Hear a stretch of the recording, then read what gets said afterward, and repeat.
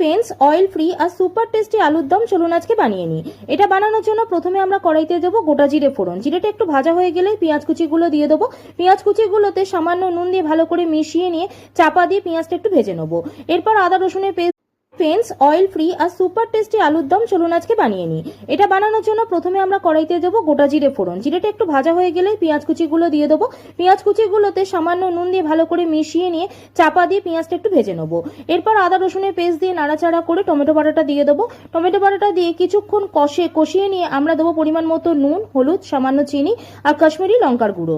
এগুলো দিয়ে একটু মিশিয়ে নিয়ে নাড়াচাড়া করে নিয়ে আমরা সামান্য জল দিয়ে দেবো। দিয়ে মশলাটা ভালো করে কষে নেবো। মশলাটা কষানো হয়ে গেলে দেবো টক দই, কাজু বাদাম আর পোস্ত বাটা।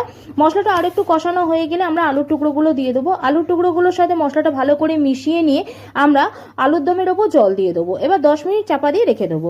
10 মিনিট পর চাপা খুলে দেখে নেবো আলুগুলো সিদ্ধ হয়ে গেছে কিনা।